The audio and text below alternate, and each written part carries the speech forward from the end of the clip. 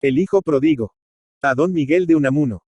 Néstor, el pintor Néstor, tan conocido por sus extravagancias, nos refirió un día en su taller la idea que había concebido para pintar un gran cuadro, El hijo pródigo, que fue excomulgado y, sin embargo, obtuvo un gran éxito por la maestría en la ejecución, la novedad y rareza de la factura, y, sobre todo, por la extravagancia o humorismo de la composición, que agradó hasta el entusiasmo a los exquisitos del arte, a los gourmets del ideal, a los hijos trastornados de este fin de siècle que, fríos e impasibles ante los lienzos del periodo glorioso del arte, vibran de emoción ante las coloraciones exóticas, los simbolismos extrañamente sugestivos, las figuras pérfidas, las carnes morbida y voluptuosamente malignas, los claroscuros enigmáticos, las luces grises o biliosas y las sombras fosforescentes, en una palabra, ante todo lo que significa una novedad, una impulsión cera que mortifique el pensamiento y sacuda violentamente nuestro ya gastado mecanismo nervioso.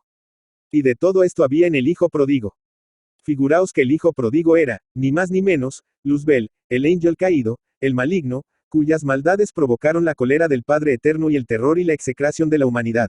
Ese maligno, que llevó visiones infamemente voluptuosas a los ojos del anciano San Antonio en su retiro de la Tebaida, que enciende las malas pasiones de los hombres y atiza en el alma de las mujeres las pequeñas perfidias y las bajas que turba los cerebros, que juega inicuamente con los nervios y produce las exacerbaciones más concupiscentes, las irritaciones más libidinosas. Solo un loco, un desarreglado, podía tener la idea de hacer de Satán el protagonista simpático de un cuadro. Solo un desequilibrado, un neurótico podría tener la idea de arrancar al rebelde de su mansión detestable para conducirle al cielo, interesante y hermoso, con los mágicos recursos del colorido y de la expresión. Néstor nos mostró infinidad de bocetos de su cuadro y fragmentos en los que estudiaba una actitud, la expresión de una faz o un detalle importante.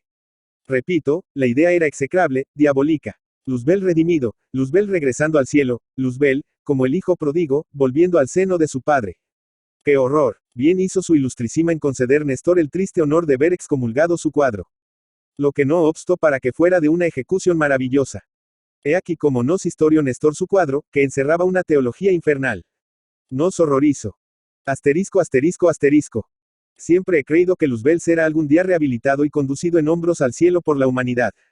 Durante miles de siglos ha vivido desterrado de la gloria, y su sitio, a la diestra de Dios Padre, ha sido indebidamente ocupado por alguien que representa un principio inferior, la humildad. La mansedumbre indudablemente significan fuerzas pasivas, inferiores las fuerzas activas de la rebeldía y el orgullo, por alguien que no ha cumplido sus ofertas de felicidad y salvación, por alguien que tuvo la vanidad de creer que con su altruismo evangélico podría hacer una revolución moral que arrancara a la humanidad del mal, rompiendo los lazos que la unían a las manos de Luzbel. No cumplió, el triunfo de sus doctrinas fue aparente. Jesús reinó, pero no dominó, desgraciadamente. ¿Por qué? Fue una simple cuestión de estrategia filosófica y más que filosófica, fisiológica. El ángel caído aceptó la lucha y con la lucha ha crecido su poder. Jesús subió a las cumbres luminosas del alma, coronó las alturas de la vida moral. Luzbel descendió a los sombríos misterios de la carne, a los rojos abismos de la sangre, a los intrincados laberintos de los nervios, y con esta astuta estrategia pudo manejar los verdaderos y ocultos resortes de la vida. No importa que la filosofía evangélica de la caridad alumbre vivamente desde el Calvario los sistemas éticos más grandes de la moral moderna. ¿Qué importa que el caudaloso río de la moral cristiana envuelva entre sus aguas el pensamiento moderno? No. Lo que importa es ese hilito de agua corrosiva que tiene sus fuentes en la carne, se ramifica por todos los filetes nerviosos y remata en los sentidos. Lo que importa no son los grandes sistemas filosóficos, no, son esos pequeñitos móviles, esas pequeñitas y sucesivas aspiraciones, esos pequeñitos deseos, esos pequeñitos ideales, esos pequeñitos instintos, esas pequeñitas voliciones, esos pequeñitos actos sin trascendencia aparente, en una palabra, todo aquello que no tiene fuerza cohesiva para formar un sistema filosófico. Un cuerpo de especulaciones, porque fluctúa entre la lucubración abstracta, la sensación deleitable y la pasión instintiva. Y, sin embargo, todo eso constituye la filosofía íntima, la filosofía de cada uno, la filosofía activa, la filosofía sin palabras, la filosofía inconsciente. Eso es lo que maneja Luzbel. Ese arroyito nervioso es el océano turbulento que boga, con la proa al infierno, la triunfadora flota de Satán.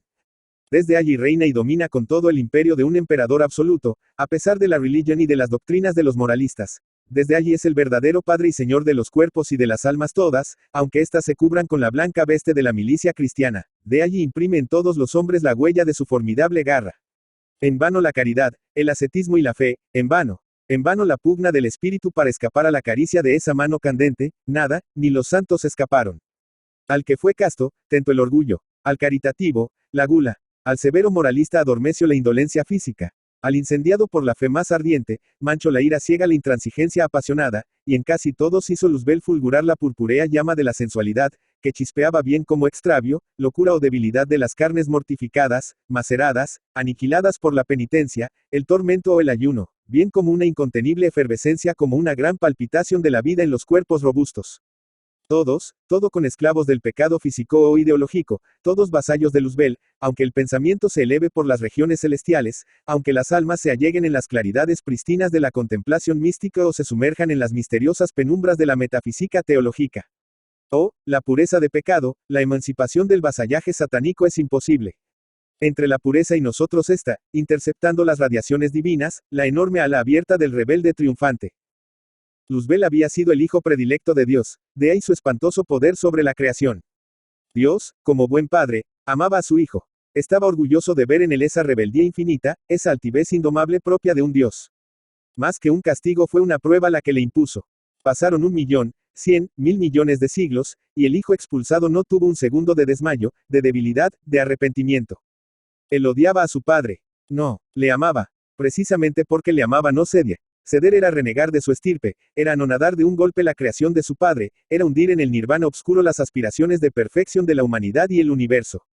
Luzbel sabía que toda la gloria de su Padre divino la sostenía él sobre sus hombros malditos. Todo el cielo descansaba sobre sus dos brazos fornidos, el derecho, el mal, el izquierdo, el dolor. Luzbel amaba a su Padre. El universo entero tende a Dios porque él, el mal, él, el dolor, él, Satán, él, el maligno, él, el rebelde, él, el expulsado, él, el bajísimo, aguijoneaba, pinchaba, tentaba, mortificaba, hería a la humanidad, y como expresión de ese sufrimiento surge el himno de adoración, la súplica de misericordia, la plegaria sempiterna de dolor, la oración palpitante de fe y de esperanzas de todos los doloridos, de todos los que se retorcían en la tierra atenaceados por Satán, de todos los que alzaban las manos al cielo en la aspiración de la felicidad suprema. Luzbel amaba a Dios. Era el divino pastor, que hincando los ijares de la manada humana la conduce al cielo. Él era el padre de la actividad y el esfuerzo, porque él era el padre del dolor y del mal. Lubrificaba las almas, las bonificaba para la conquista de las alturas excelsas. Luzbel amaba a su padre, por eso su maldad era infinita y su obcecación fue indomable. Por eso pasaron millones de siglos y él seguía tan altivo, tan orgulloso, tan resuelto como el primer día, como el día del castigo en que los arcángeles blandieron flamígeras espadas, y le expulsaron de la diestra de Dios Padre y le despeñaron en las tenebrosidades del abismo. Luzbel estaba probado y había llegado el momento del perdón. Jesús mismo, el que luchó con él 40 días en el desierto, le perdonaba el haber vencido después en la campaña entre la carne y el alma. Jesús, las vírgenes, los santos, los ángeles, arcángeles, serafines, dominaciones, tronas y demás potestades que forman la blanca jerarquía, dijeron al Padre.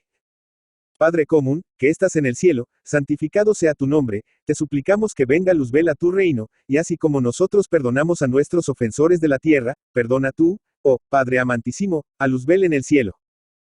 El buen Dios le había perdonado. Le perdonó desde el momento de la prueba, y a la plegaria de sus hijos quiso manifestar ostensiblemente su misericordia infinita para con el predilecto, para con el hijo que más se asemejara a él, para con el hijo que con la infinidad de su orgullo ponía en relieve la divina grandeza de su estirpe. Y Luzbel, no domado, volvió al seno de su padre. Hacía tanto tiempo que los resplandores de la gloria no herían sus ojos hechos ya para las tinieblas, como los de ciertas aves nictalopes. Conmovido, pero altivo siempre, siempre orgulloso, recibió el beso del perdón, sin que su faz revelare ni asombro ni enternecimiento. Y se sentó a la diestra de Dios Padre. Y desde allí miró en torno suyo. Y una sonrisa triunfante alborozó su alma sin que subiera a sus labios, su mirada penetrante bella bajo las albas y luminosas túnicas de los santos, mártires, ascetas y demás que fueron en la tierra ejemplos de virtudes, vio, repito, la huella rojiza de su mano candente, impresa en el momento de la tentación voluptuosa o de la efervescencia de alguna pasión atizada por él. Y ni el omnipotente ostentaba el blanco deslumbrador de las almas absolutamente puras. Y solo una mujer se alzaba pristina e inmarcesible, la Virgen Madre. Y no hubo ya más distinción, ni de forma ni de esencia, entre el bien y el mal, entre la virtud y el pecado. Y fue el gran cataclismo de la creación. Faltando Luzbel en el universo murió, le faltaba el alma. Y volvió a ser la nada. Clemente Palma. Clemente Palma Ramírez, Lima, 3 de diciembre de 1872 Lima, 13 de septiembre de 1946, fue un escritor peruano modernista y crítico literario. Fue director de la revista Variedades por 23 años, 1908-1931.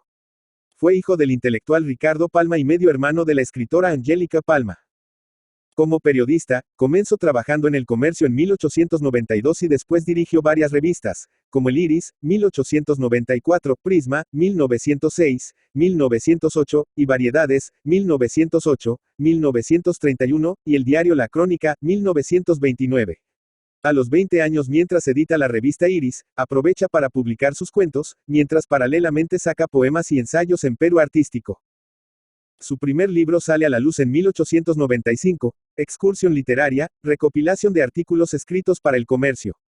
Dos cuentos publicados en 1901 le abren las puertas de la fama: La última rubia, 17 de marzo, y Los ojos de Lina, 5 de mayo, que formarían parte de su antología Cuentos Malévolos, aparecida en Barcelona en 1904. Con Granja Blanca debuta ese mismo año en la ciencia ficción y en 1905 lo hace en la literatura vampírica con Vampiras. La producción de Clemente Palma, uno de los primeros en cultivar el modernismo en el Perú, estuvo centrada en la narrativa. Aunque fue ante todo un creador de cuentos, también incursionó en la novela. En 1913 publicó el primer capítulo de la inconclusa La nieta del oidor y posteriormente, la de ciencia ficción XYZ. Figura clave en el desarrollo del cuento en su patria, introdujo temas nuevos en la literatura. Clemente Palma rompió con la tradición literaria peruana, apegada hasta entonces al costumbrismo, del que su padre había sido un exponente excelente. Sus historias tratan mayormente de temas fantásticos, psicológicos, de terror y de ciencia ficción. Sentía atracción por lo morboso y muchos de sus personajes son anormales y perversos. Denota un fuerte influjo en sus obras de Edgar Allan Poe y, en menor medida, de los escritores rusos del siglo XIX y del decadentismo francés.